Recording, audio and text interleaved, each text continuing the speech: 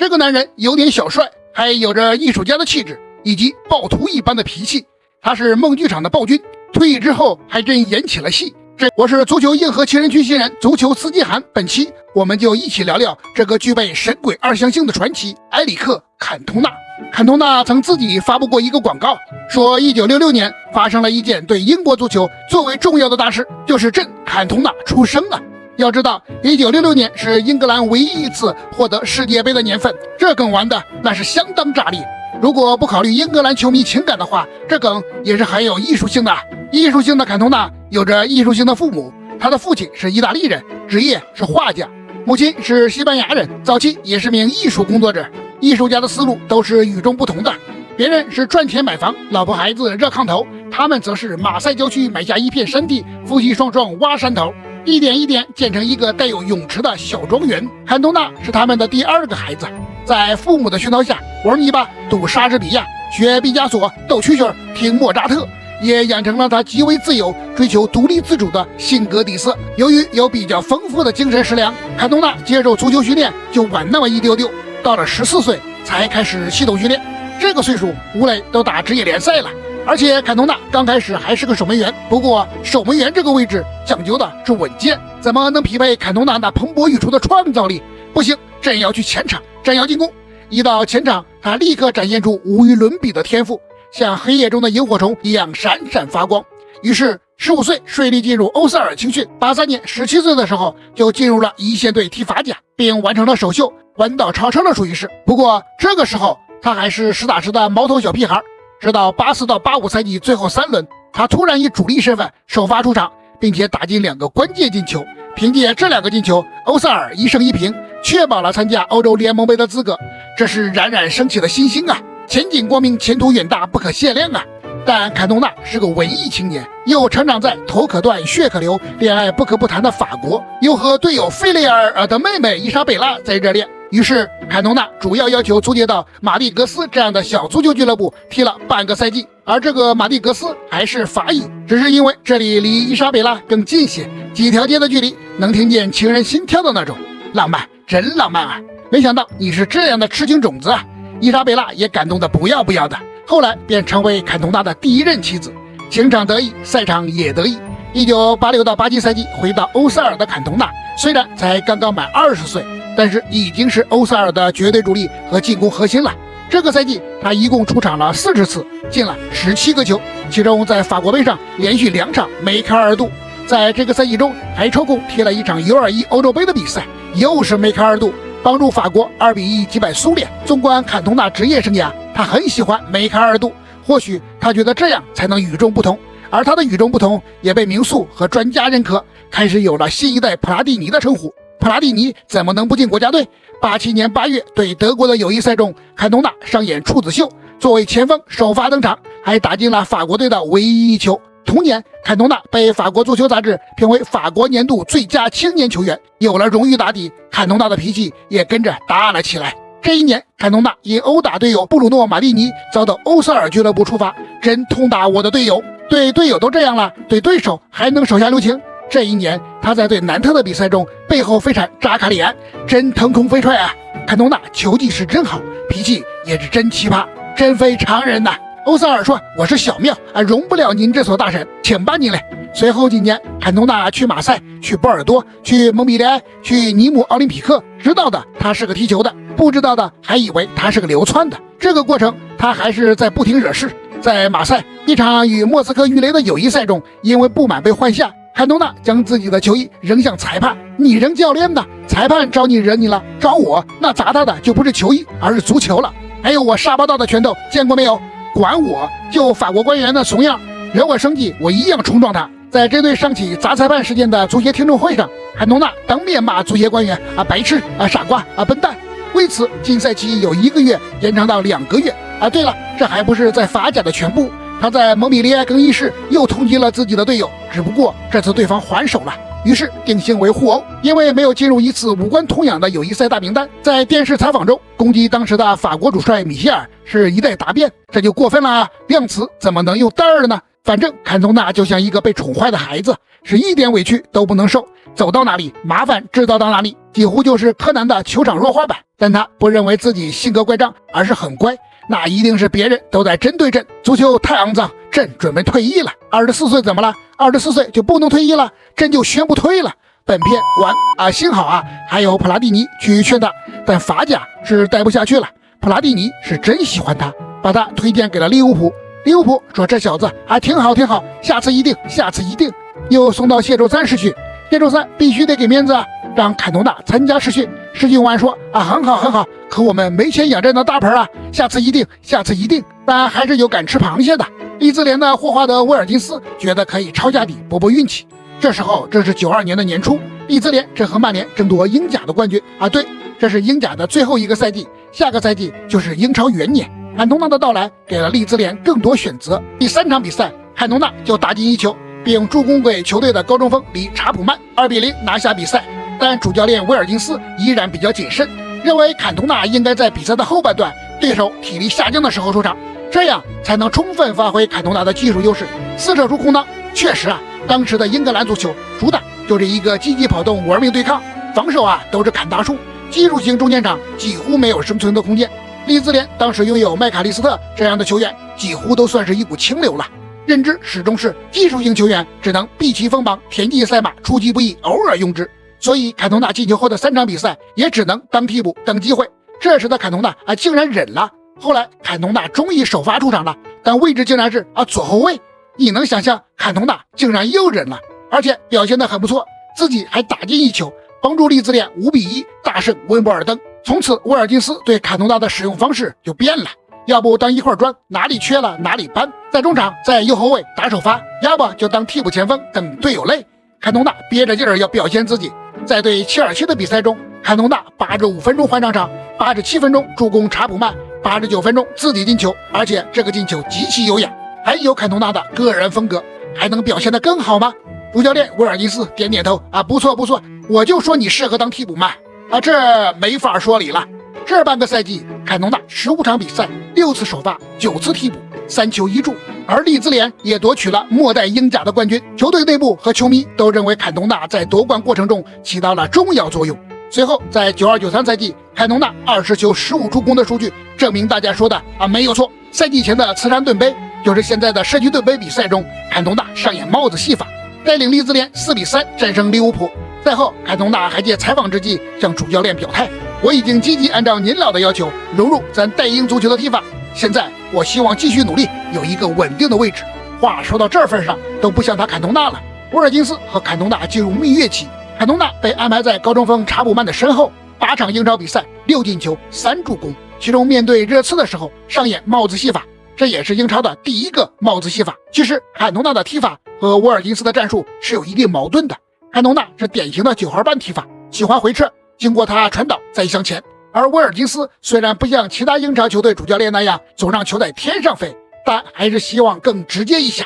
特别是主力得分手理查普曼是典型的中锋，坎通纳也有着1.87米的身高，脖子脑袋一样粗，身体背包吃嘛嘛香，为啥不能更直接一些呢？就想回到之前的套路上，毕竟之前的那个套路夺冠了10月中旬第13轮比赛前，威尔金斯就明确告诉坎通纳自己要进行阵容调整了，你不会首发，朕是证明了自己的人，这能忍。一气之下，第2天坎通纳就回到了法国家中，在利兹联的日子也到了终点。此时陷入苦局的福克森正捂着脑袋揪头发，要争冠的他们快到赛季中段了，才排名中游。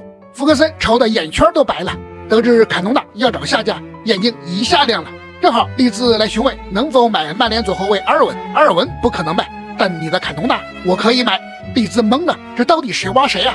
不过无所谓了，做生意不是人换钱就是钱换人嘛，成交。但搞来了坎通纳，你还得会用，这是个不知道什么时候会爆炸的高当量炸弹，搞得好炸对手，搞不好炸更衣室。福克森还四处了解坎通纳的真实性格，在各种信息中一个结论显现出来，坎通纳高度自尊，他需要在公开的时候被人承认保护，但并不是不通情理，在私下也能接受批评和指导，简而言之就是要面，相当要面。福克森一喜，这不巧了吗？这不是一个站在孩子身后护犊子的老父亲形象，我拿手啊！首先就给坎通纳超乎寻常的信任，曼联就是为你打造的，就等你来掌舵呢。在与曼城的比赛适应了45分钟之后，这个赛季只要坎通纳条件允许，你就给我上，替补我都不给你准备。其实福格森不是在收买坎通纳的心，而是他确确实实心心念念这样的一个人做自己的核心，回撤将对方防线拉出来，串联自己的中场和锋线，给前锋和边锋拉出更多空当，用地面传球保证更多传球成功率。效果呢？我们看一下数据，曼联本赛季一共进了67个球，坎通纳来之前，曼联17轮一共进了18个球，场均 1.06 个进球。坎通纳来之后，曼联25轮一共进了49个球，场均 1.96 个，进球率翻了将近1倍。而曼联的排名从第6快速冲到了第1，并在第1的位置上维持了14轮，时隔26年再次夺得联赛冠军。而为曼联打了22场比赛的坎通纳9球11助攻，几乎场均制造1球。如果说现在的曼联离王朝还差什么，就差一个坎通纳的保镖了。而这个保镖很快就来了，93年夏窗罗伊基恩来了，加上队里的保罗因斯，两人在坎通纳身后建立起一道世人看到都要瑟瑟发抖的屏障。两边是脚踩风火轮的吉格斯和坎切尔斯基，频繁后撤而大局观极强的坎通纳指哪打哪，中场拦截后快速传导，刀刀扎向要害的反击打法成为红魔最重要的标志。一共进了25球，助攻13次。曼联不仅连冠，而且是碾压姿态连冠，三体人来了都要喊一声这是降维打击啊！从第4轮开始，曼联在第1的位气场也越来越足，完全不容其他人挑战。94到95赛季，在客场与水晶宫的比赛中，坎通纳被重点盯防，屡屡被放倒，敢打国王反了你了！坎通纳亲自动手，一个恶意包袱踢到水晶宫后卫，被裁判直接罚下。而这只是名场面的开端，而不是高潮。走下场的坎通纳经过水晶宫球迷时，听到了不绝于耳的辱骂。作为电影爱好者，坎通纳看过许多李小龙和成龙的电影，卡尼子功夫了然在胸，是时候让你们感受一下来自朕的愤怒与震撼了。都怪球迷离球场太近，这要加上个400米跑道就没这事儿了。这一脚让坎通纳被禁赛长达8个月。封皮过后，艺术家坎通纳又上线了。在新闻发布会上，面对想拿到爆料上热搜的媒体记者，坎通纳十分轻松地喝着水，化身文化范儿谜语人，说出来一句名言：海鸥啊追逐着渔船，因为他们以为沙丁鱼会被丢进海里。嘲讽媒体记者是海鸥，而自己一条沙丁鱼都不会给，不屑挂在脸上。他也从来没有认错。很多年后，他接受采访时说自己当时最大的遗憾是没有踹得更用力些。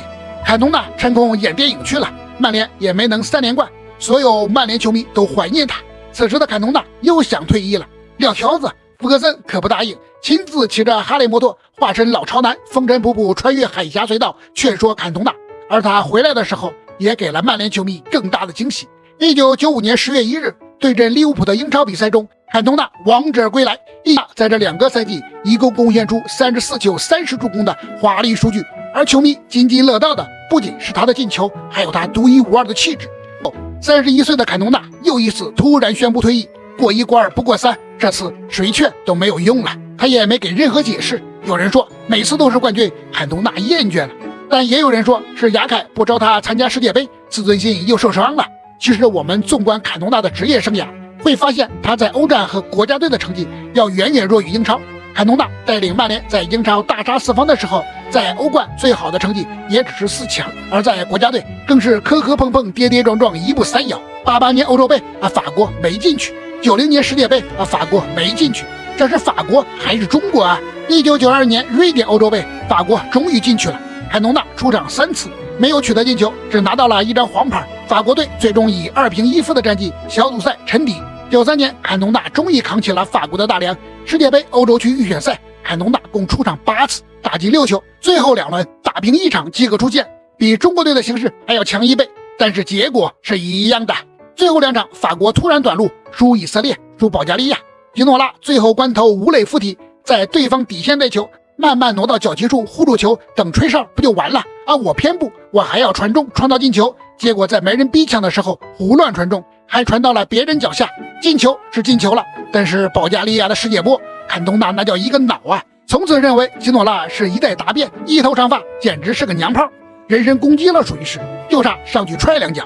1994年2月，雅凯上任，还是想树立坎通纳为核心，一来就确定他当国家队队长。结果1年后，坎通纳没有踹吉诺拉，而是飞踹球迷，全球8个月禁赛。雅凯无奈之下，启用齐达内和德约卡夫等年轻球员，还没有想到还挺香。今年欧洲杯在英格兰举办，拥有半个主场之力的坎通纳被排除在外，连下次一定的客气话都没有。98年世界杯本想努力回归一下，亚凯还是不给面子，坎通纳不要，吉诺拉我也不要，哪怕前锋线是史上最烂，只能靠中后场进球我也不要。结果人家还世界杯夺冠了，你说气不气？坎通纳退役了，但坎通纳对曼联的影响是巨大的。贝克汉姆为代表的92班在他的影响下成长起来，2年之后夺了欧冠，但那种睥睨天下的气势还是少了许多。有人说，如果坎通纳在，博格巴都不敢随便换发型。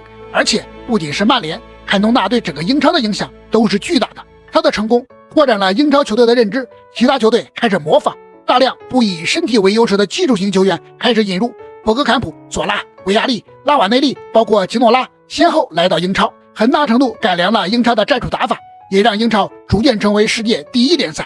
但退役之后的坎通纳的生活更精彩，他追随自己的亲哥哥加入了法国沙滩足球队，在2005年坎通纳随队获得了菲弗尔沙滩足球世界杯冠军，又转型足球教练，但表现不佳被解雇，不知道是不是在更衣室里直接动拳头。在2011年，坎通纳担任纽约宇宙队的足球总监，但后来与摄影师发生冲突被解雇。